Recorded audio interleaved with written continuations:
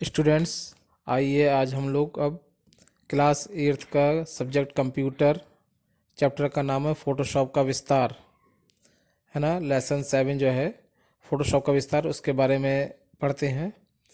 तो पिछले अध्याय में आप लोगों ने सिलेक्शन टूल, ड्राइंग टूल्स और पेंटिंग टूल्स के विषय में पढ़ चुके हैं। इस अध्याय में आप रिचिंग टूल्स और टाइप टूल्स के विषय में पढ़ेंगे। यहाँ आप फोटोशॉप के दो महत्वपूर्ण भागों यानी कि लेयर्स और फिल्टर्स के विषय में भी पढ़ेंगे कि इसमें लेयर्स और फिल्टर्स का कैसा काम होता है, इसका क्या उपयोग है, इसके बारे में जानेंगे। तो सबसे पहले रिचिंग टूल्स समझ लेते हैं। तो फोटोशॉप में उपलब्ध रिचिंग टूल्स का प्रयोग करके आप पिक्सेल की व्यवस्था को और अच्छा कर सकते हैं ताकि इमेज की कमियों को दूर करके उसको और अच्छी सफाई दी जा सके।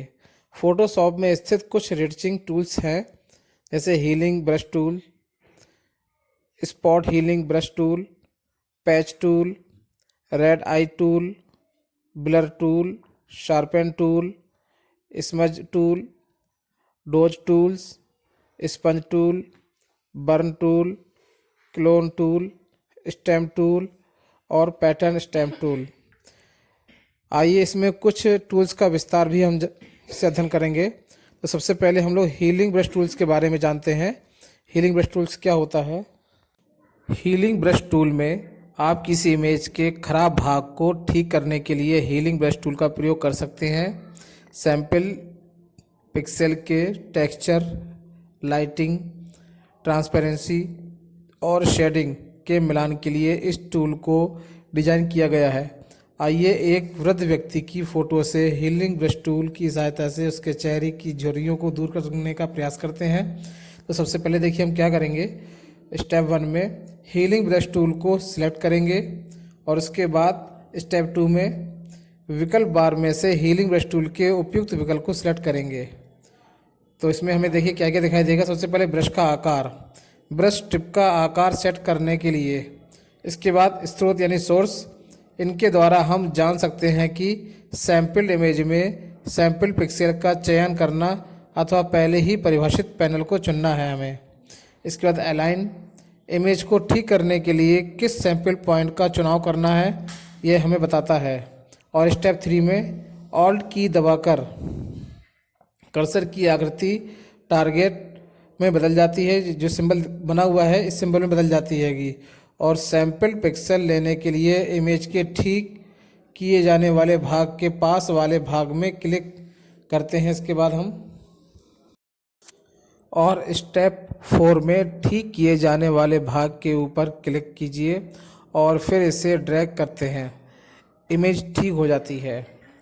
अब हम spot healing tool brush tool के बारे में पढ़ते हैं कि स्पॉट हीलिंग ब्रश टूल क्या होता है। स्पॉट हीलिंग ब्रश टूल भी उसी प्रकार कार्य करता है जिस प्रकार हीलिंग ब्रश टूल कार्य करता है। इन दोनों में केवल अंतर यह है कि स्पॉट हीलिंग ब्रश टूल को सेट करने के लिए हमें सैंपल पॉइंट की आवश्यकता नहीं पड़ती है। यह रिचिंग किए जाने वाले भाग के चारों ओर स्थित सैंपल पिक्सेल को अपने आप ही सिलेक्ट कर लेता है। स्पॉट हीलिंग ब्रश टूल को प्रयोग किए जाने वाले चरण निम्नलिखित हैं। Step 1, spot healing brush tool का चयन कीजिए और स्टेप 2 में विकल्प बार में से उपयुक्त का चयन कीजिए। कुछ विकल्प इस प्रकार हैं। Number 1, proximity match. इस विकल्प का चयन करते ही spot healing brush tool image के चारों ओर से उन धब्बों पैचेस को सिलेक्ट कर लेते हैं जिनको दूर किया जाना है। और दूसरा भाग है इसका टेक्सचर बनाना। इस विकल्प की सहायता से इमेज में अलग अलग टेक्सचर डाले जा सकते हैं। तो सबसे पहले स्पॉट टूलिंग ये देख रहे होंगे आप, ऑप्शंस का बार दिया हुआ है। और इसके बाद स्टेप 3 में हम जो है उस भाग पर क्लिक करेंगे जिससे आप फिक्स करना चाहते हैंगे। इसके बाद आता है पैच टूल। पैच टूल की सहायता से आप किसी इमेज के चयनित भाग को उसी इमेज के दूसरे भाग जैसा बना सकते हैं, यानी टोटल उसकी कॉपी हो जाती है बिल्कुल। टूल बॉक्स में से पैटर्न टूल को सिलेक्ट कीजिए। इसके बाद यदि पैच टूल प्रदर्शित नहीं हो रहा है तो हीलिंग ब्रश टूल पर राइट क्लिक कीजिए और फ्लाई आउट मेन्यू में से इसे सिलेक्ट कीजिए। दूसरा, विकल्प बार पर यह सुनिश्चित कीजिए कि यह सोर्स मोड पैच सेक्शन के योग्य है। ठीक है, इसके बाद जिस भाग को आप बदलना चाहते हैं उसे ड्रैग कीजिए, है ना। जिस प्रकार लासो में हमने करा था इसी तरह से यहाँ पर भी ड्रैग करेंगे और उसके बाद फिर चयनित भाग को ठीक किए जाने वाले भाग पर ड्रैग करके ड्रॉप कीजिए और इस प्रकार चयनित भाग को ठीक किए जाने वाले एरिया को फिक्स और ठीक हो जाता है। जाने वाले एरिया पिक्सल पर पैच्ड हो जाता है। किसी इमेज के खराब वाले भाग को ठीक करने के लिए एक अतिरिक्त विधि भी है। इस विधि में पैच टूल का प्रयोग किया जाता है। निम्नलिखित उदाहरण से स्पष्ट हो जाएगा आप लोगों को। आइए देखते हैं। Clone stamp tool. Clone stamp tool की सहायता से आप किसी इमेज के किसी भाग को कॉपी कर सकते हैं और इमेज के खराब भाग को ठीक करने के लिए उसे बार बार उस पर पेस्ट कर सकते हैं। आप इमेज के किसी भाग का क्लोन बनाकर इमेज के दूसरे भाग पर पेस्ट कर सकते हैं। आइए एक उदाहरण के द्वारा हम ये देखें कि किसी चित्र में एक मृत पेड़ को क्लोन स्टैम्प टूल की सहायता से किस प्रकार छिपाया जाता है। तो स्टेप 1 में हम देखते हैं। क्लोन स्टैम्प टूल का चयन कीजिए। विकल्प बार में से ब्रश का आकार 10 सेलेक्ट करते हैं और इस प्रकार पूरी तरह से आश्वस्त हो जाइए कि ओपेसिटी और फ्लो 100% है। स्टेप 2, जिस सैंपल पिक्सल को आप चुन करके किसी भाग पर स्टैम्प कर सकते हैं उस पर पॉइंटर को रखिए, ऑल्ट की को दबाकर रखिए और जब पॉइंटर की आकृति जो दिया हुआ है में बदल जाती है तब उस स्थान से सैंपल पिक्सल को चुनने के लिए माउस को सिलेक्ट कीजिए।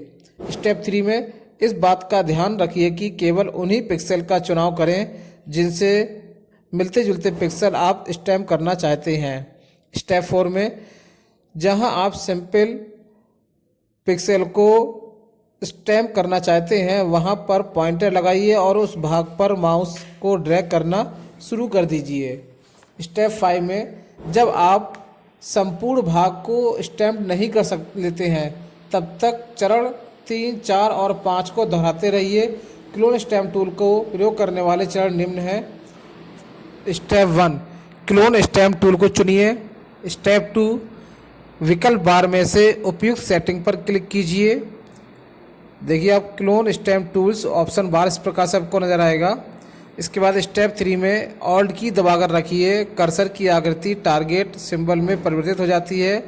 सैम्पलिंग पॉइंट सेट करने के लिए इमेज के उस भाग पर क्लिक कीजिए जिसका क्लोन बनाना है। जैसे कि आप चित्र में देख रहे हैं एक ओरिजिनल इमेज है और उसके बाद जो है इसका क्लोनिंग किस प्रकार से बनाया गया तो 2 इमेज बन जाती है क्लोन करके।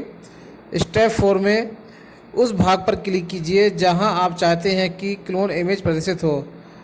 जब आप ड्रैग करते हैं तो प्लस का निशान आपको दिखाई देगा और साथ ही साथ क्लोन इमेज पर वृत्त दिखाई देगा। इसके बाद आइए हम पढ़ते हैं पैटर्न स्टैम्प टूल के बारे में। तो पैटर्न एक प्रकार का डिजाइन है जो ऐसी इमेज से बना है जो बार बार रिपीट होती है। पैटर्न स्टैम्प की सहायता से हम चयनित पैटर्न से किसी भाग को पूरा कर सकते हैं। फोटोशॉप में पहले से तैयार असंख्य पैटर्न होते हैं। आप अपने कार्य को पूरा करने के लिए फोटोशॉप में पहले से तैयार पैटर्न को सिलेक्ट कर सकते हैं अथवा अपना स्वयं का पैटर्न भी बना सकते हैं।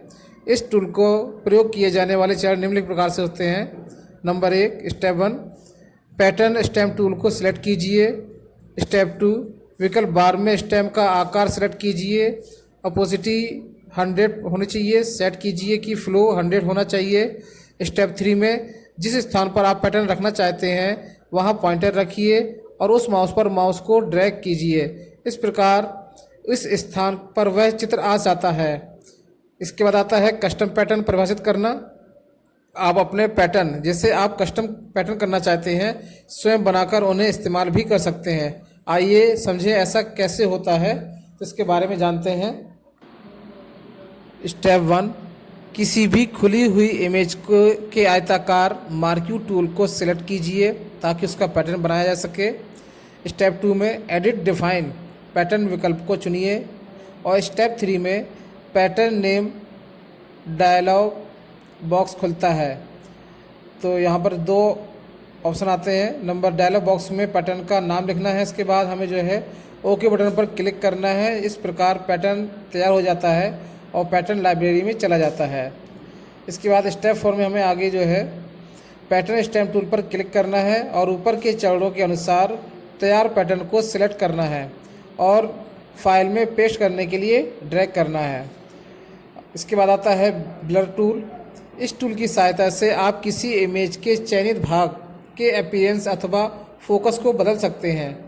ब्लर टूल किसी इमेज के किसी चयनित भाग में ब्लर इफेक्ट डालकर उसे कोमल बना देता है।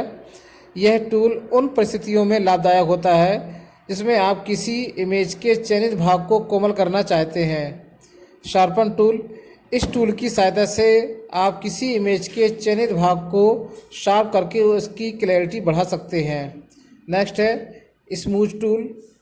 यह टूल जो है इमेज पर फैले हुए पेंट का प्रभाव डालती है। यह टूल वहाँ से रंगों का चयन करता है जहाँ से स्ट्रोक्स प्रारंभ होते हैं और उस दिशा में डालता है जिधर माउस ड्रैग किया जाता है। इस टूल को प्रयोग करने के लिए जो है निम्नलिखित चरण हैं। पहला स्टेप 1, टूल बॉक्स से ब्लर टूल, शार्पन टूल अथवा स्मूथ टूल को सिलेक्ट करते हैं। इसके बाद स्टेप 2 में विकल्प बार में विकल्प बार में ब्रश के आकार और टूल के लिए ब्लेंड मोड को सिलेक्ट करते हैं। और स्टेप 3 में इमेज के जिस भाग को आप कलर, शार्पन अथवा स्मूथ करना चाहते हैं उस पर माउस पॉइंटर को ड्रैग कीजिए। इसके बाद आता है डोज और burn tool. Dose tool image के किसी भाग को चमकीला करने तथा बर्न टूल इमेज के किसी भाग को धुंधला करने के लिए प्रयोग किया जाता है। डोज और बर्न टूल को निम्न चरणों के अनुसार बदल सकते हैं हम लोग, यह हमें इसका पालन करना चाहिए। स्टेप 1 में डोज टूल अथवा बर्न टूल को सिलेक्ट कीजिए। स्टेप 2 में विकल्प बार में उपयुक्त ब्रश साइज, रेंज और एक्सपोज लेवल को सेट कीजिए। इसके बाद आता है इमेज के उस भाग को जिसे आप चमकीला अथवा धुंधला करना चाहते हैं पर माउस पॉइंटर ड्रैग कीजिए। और इसके बाद स्पंज टूल, टाइप टूल और इरेजर टूल का प्रयोग कैसे होता है इसके बारे में जानते हैं। तो स्पंज टूल उसी फ्लाई आउट मेनू में स्थित होता है जिसमें डोज टूल और बर्न टूल होता है। यह टूल इमेज के किसी भाग के रंगों की तीव्रता के स्तर को परिवर्तित करता है। टाइप टूल की सहायता से आप किसी इमेज के अंदर क्षैतिज अथवा ऊर्ध्वाधर रूप में टाइप कर सकते हैं। इरेजर टूल, जैसा कि नाम से ही पता चलता है कि द्वारा आप किसी इमेज अवांछित भागों को मिटा सकते हैं। टाइप टूल, फोटोशॉप में टेक्स्ट इंसर्ट करने के लिए टाइप टूल का प्रयोग किया जाता है। आप टेक्स्ट के फॉन्ट का size, style, colour, alignment, horizontal तथा रेस्टिकल ओरिएंटेशन, आइडेंटिफिकेशन, लाइन स्पेसिंग और अन्य कार्य करके उसे फॉर्मेट कर सकते हैं। ठीक है, तो आइए अब इसके बाद जो है हम लोग क्षैतिज टाइप टूल के बारे में जानते हैं। क्षैतिज टाइप टूल की सहायता से क्षैतिज दिशा में टेक्स्ट इंसर्ट किया जाता है। ऊर्ध्वाधर टाइप टूल, इस टूल की सहायता से ऊर्ध्वाधर दिशा में टेक्स्ट टाइप किया जाता है। टाइप टूल का प्रयोग करने के लिए निम्नलिखित चरणों का पालन करते हैं। यहाँ पर हम लोग पहला जो चरण या स्टेप है, स्टेप 1, यहाँ पर सबसे पहले इमेज खोलेंगे। स्टेप 2 में क्षैतिज टाइप टूल अथवा ऊर्ध्वाधर टाइप टूल का चयन करेंगे और उसके बाद स्टेप 3 में विकल्प बार से टाइप टूल के लिए font style, font size, alignment और टेक्स्ट का कलर चुनते हैं। जैसा कि आप चित्र में देख रहे हैं, इस प्रकार से सभी का हम लोग सिलेक्शन करते हैं। और उसके बाद स्टेप 4 में है ना इंसर्शन पॉइंट को सेट करने के लिए इमेज में अंदर कहीं पर भी क्लिक करते हैं और अगले स्टेप में आवश्यक टेक्स्ट पर इंटर करते हैं। और स्टेप 6 में इसके बाद हम टेक्स्ट में परिवर्तन करने के लिए कमिट बटन पर क्लिक करें अथवा इस किए गए को कैंसिल के लिए जो है जो आपका साइन बना हुआ है इस पर क्लिक करेंगे। इसके बाद आता है रैपिंग टेक्स्ट को रैप करने के लिए निम्नलिखित चरणों का पालन करा जाता है। स्टेप 1, पहले ही लिखे हुए टेक्स्ट पर कहीं भी कर्सर रखिए और उसके बाद स्टेप 2 में टाइप टूल को सिलेक्ट कीजिए।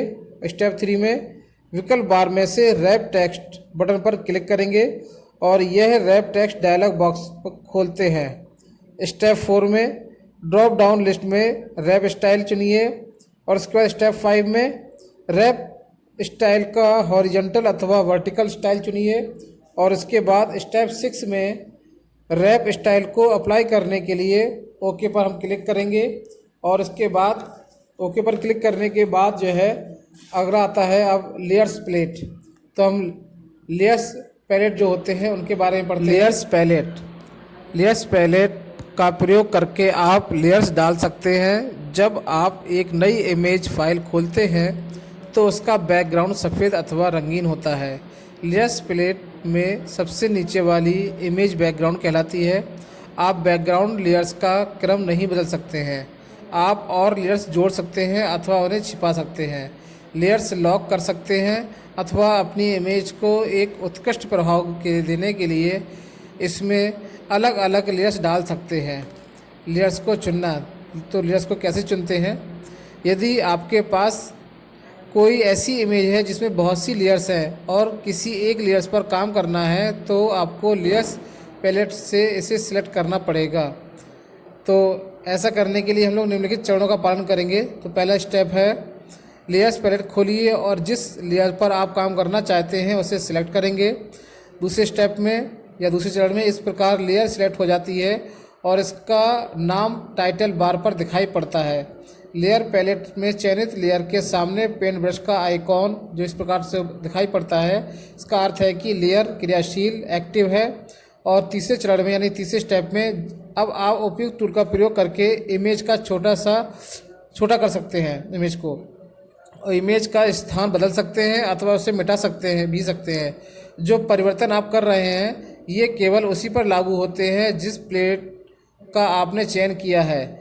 से सभी लेयर इन परिवर्तनों से अप्रभावित रहती है। तो इन सारी चीज़ों का आप ध्यान रखेंगे लेयर्स प्लेट को सिलेक्ट करते समय।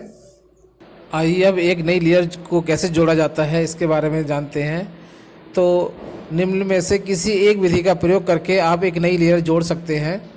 स्टेप 1 लेयर प्लेट में न्यू लेयर बटन पर क्लिक कीजिए और स्टेप 2 में चूज़ लेयर न्यू लेयर नई लेयर जो होती है के नाम से तैयार हो जाती है। अब लेयर का नाम बदल कर रखना। तो स्टेप 1 में लेयर नेम पर क्लिक कीजिए, लेयर नेम सिलेक्ट हो जाता है और एडिटिंग के लिए वहाँ कर्सर दिखाई पड़ता है। और स्टेप 2 में नया नाम टाइप कीजिए और एंटर की दबाइए और इस प्रकार लेयर का नाम बदल जाता है। इस प्रकार से हम जो है लेयर का नाम बदल सकते हैं। लेयर को डिलीट करना, आप निम्न में से किसी एक विधि का प्रयोग करके जो है एक या एक से अधिक लेयर को डिलीट भी कर सकते हैं। तो स्टेप 1 में लेयर्स को सिलेक्ट कीजिए और लेयर पैलेट में डिलीट लेयर बटन पर क्लिक कीजिए। स्टेप 2 में लेयर का चयन कीजिए और डिलीट कीजिए और स्टेप 3 में लेयर्स को डिलीट लेयर बटन पर ड्रैग कीजिए। इस प्रकार से आपकी जो लेयर होगी वो डिलीट हो जाएगी और हम तो लेयर को डिलीट भी कर सकते हैं, लेयर का नाम भी बदल सकते हैं और एक नई लेयर इसमें हम जोड़ भी सकते हैं। ये सारे हम काम इस पर कर सकते हैं। तो लेयर्स को हम किस प्रकार से दिखा सकते और छिपा सकते हैं? तो लेयर्स को दिखाना और छिपाना किस प्रकार से होता है? किसी लेयर को छिपाने के लिए लेयर से अगले आई आइकॉन पर क्लिक कीजिए। यदि आप लेयर को पुनः देखना चाहते हैं तो आई आइकॉन पर पुनः क्लिक कीजिए। इसके बाद लेयर्स का क्रम बदलना, ये वे एलिमेंट जो हायर लेयर्स पर स्थिति को परिवर्तित करने के लिए लेयर्स पैलेट की लेयर्स को व्यवस्थित कर सकते हैं। लेयर्स के क्रम को बदलने के लिए लेयर्स को पैलेट लेयर में उचित स्थान पर रखिए। इसके बाद आता है लेयर का प्रभाव। फोटोशॉप में विभिन्न लेयर इफ़ेक्ट होते हैं जो लेयर्स को अधिक प्रभावी बनाते हैं। कुछ लेयर इफ़ेक्ट हैं जैसे कि छाया यानी शैडो, चमक ग्लो, स्तर यानी लेवल और उभार यानी एम्बोज। इन लेयर्स को निम्न चरणों के अनुसार जो है प्रयोग करा जाता है। तो पहले स्टेप में जो है लेयर पैलेट में से लेयर का चुनाव करते हैं। दूसरे स्टेप में लेयर्स पैलेट के तल में से लेयर्स स्टाइल बटन का चयन करते हैं और सूची में से कोई इफेक्ट चुनते हैं। स्टेप 3 में लेयर्स स्टाइल बॉक्स खुलता है और डायलॉग बॉक्स के बाईं ओर स्थित चेक बॉक्स में अपनी इच्छानुसार इफेक्ट का चुनाव करते हैं। स्टेप 4 में डायलॉग बॉक्स के दाईं ओर स्थित चयनित भाग पर उपयुक्त विकल्प सेट कीजिए। स्टेप 5, इफ़ेक्ट को अप्लाई करने के लिए ओके बटन पर क्लिक कीजिए। जब आप लेयर इफ़ेक्ट को अप्लाई करते हैं तो एक आइकॉन प्रदर्शित होता है। जितने इफ़ेक्ट आपने लेयर्स में डाले हैं उन्हें देखने के लिए इस आइकॉन पर क्लिक करते हैं। इसके बाद हम इसके बाद आइए अब हम जो है अगला जो है फिल्टर्स के बारे में पढ़ते हैं।